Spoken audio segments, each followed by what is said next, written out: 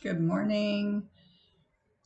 It is December the 10th today, 2022.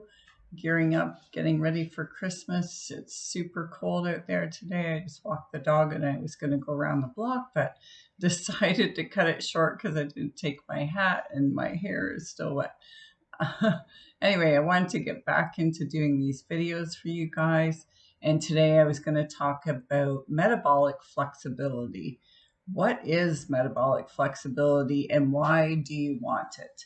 So being metabolically flexible just means that you can burn either fat or glucose or carbohydrates for fuel. So often we think about, fueling up with carbohydrates, like eating the big pasta dinner before a marathon or really doing a lot of cardio or exercise. But if you're metabolically flexible, your body can actually tap into its fat stores, which we all have some more than others. And that's ideally what we want to be able to do to be metabolically healthy and prevent things like diabetes or prediabetes. So, how do we get there and how do we know if we are metabolically flexible? So, one of the ways to know, and I know years ago I wasn't metabolically flexible, and the reason I know that is because I used to have to carry snacks around with me all the time. I would have trail mix in my purse or my car or granola bars. And if I started getting hungry or my blood sugar would drop, I would get shaky, I would get irritable. Some people call that hangry. And my family always teased me, like, look out if mom gets too hungry. She's going to get angry. And that's because your blood sugar is dropping. If you're metabolically flexible and your blood sugar starts to drop, you haven't ate for a while, then you're able to tap into your fat stores, and you shouldn't notice those blood sugar drops as much. You should have more of a stable blood sugar. If you want to know as well, you can go to the doctor and ask for a hemoglobin A1C blood test to be done. And that's just a measure of what your blood sugars are over time. And if it's on the high end, even if it's still in the normal range, but it's on the higher end, and you'll have to look that up depending on where you live, whether you're in the States or Canada, to see what the levels are. But you should have a very low hemoglobin A1C, and that's meaning that your blood sugars are stable over time. If they're not on the low end, they're starting to creep up to the high end of normal or even above normal. That can mean that your blood sugars are out of control, and that could be prediabetes or diabetes, which of course we don't want. Excuse me. Diabetes is a very harmful disorder where the capillaries in your blood, the sugar molecules are destroying those capillaries in your body, and can lead to damage, blindness, problems with circulation, so many things. So we want to avoid that at all costs. So being metabolically flexible means that we can burn fat for fuel. And if you're thinking about weight loss, that's also very important. And the way that we can become more metabolically flexible is by getting rid of some of the sugars and carbohydrates in our diet. I know at this time of year, it's everywhere. The holidays are coming.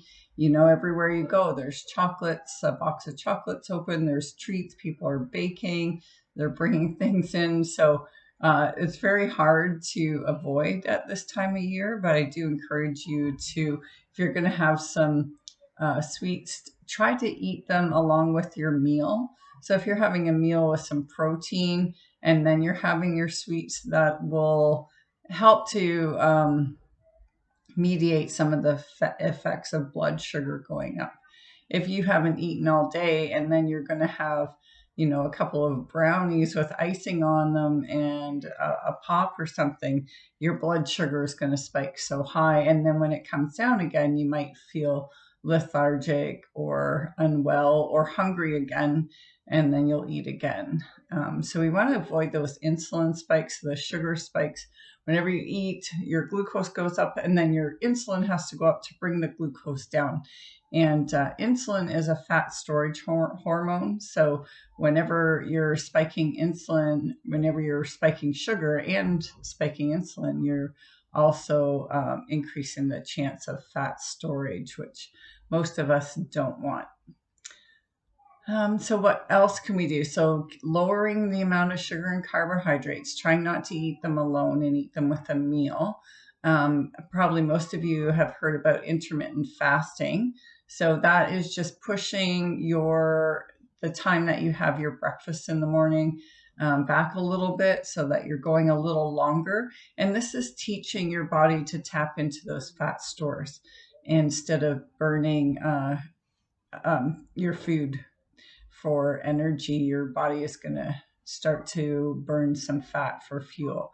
And you want to do this very slowly, especially if you're not metabolically flexible, if you're the type of person that gets the shakes or headaches or angry, hangry, not feeling well when you haven't eaten. You want to do this very slowly. I wrote a book, it's on Amazon, an ebook called Carbivore to Carnivore. And it teaches you how to slowly wean yourself off of sugar and have a lower carb diet. So if you're interested, check that out on Amazon. Just Google my name, Charlene Forrest, and it should come up, or Carbivore to Carnivore.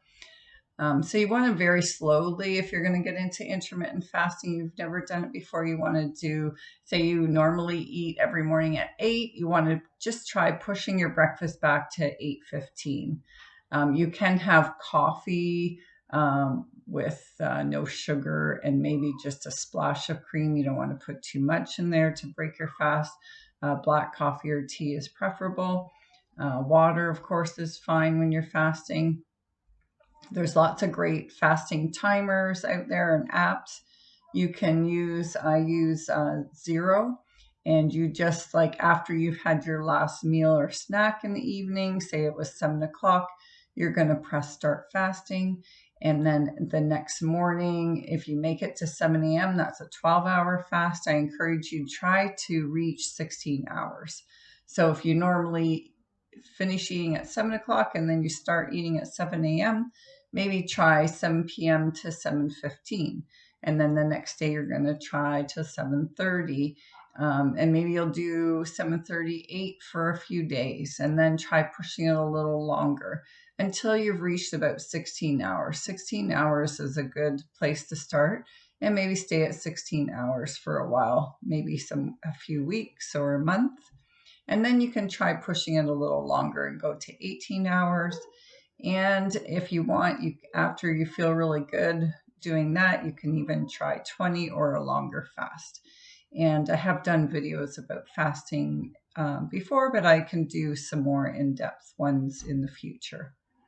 Another way to help you be more metabolically flexible is the keto diet. The keto diet I've done before. I don't think it's a diet that you need to do all the time, although some people thrive on it. I think keto is a good tool in your toolbox that you can jump in and out of. So the keto diet, if you don't know, means eating less than 20 grams of carbs in a day. So that's very, very low amount of carbs. It's basically just the carbohydrates that you would get from eating vegetables. So you're going to cut out all grains, all pasta, rice, all breads. So no muffins, no treats at all. It can be very beneficial in helping you very quickly become more metabolically flexible. However, you will go through what is called the keto flu. And it's really withdrawal from carbohydrates and sugar, and you very quickly drop a lot of water weight. So you have to really increase your electrolytes. Make sure that you're drinking an electrolyte drink. And I believe I cover that in my ebook, How to Make Your Own Electrolyte Drink at Home with Potassium, Magnesium, and Salt, so sodium. So there's lots of tricks and tips in my ebook you can check out. I will be doing more videos about all of these different topics, keto, intermittent fasting, etc. Please drop me a comment if there's anything else that you'd like me to talk about, or if you have questions. But basically, we want to be metabolically flexible so we can go throughout our day and not be carrying snacks around, worrying about when we're going to have our next meal. You want to be able to tap into those fat stores if you're trying to lose a little bit of body fat. That can be very advantageous. And when you really get used to being able to intermittent fast, you'll be able to work out in the morning just with some electrolyte drink and without having something to eat, and still maintain your level of fitness. All right, so thanks everyone for checking out this video today. I hope you have an awesome day, and we will talk soon.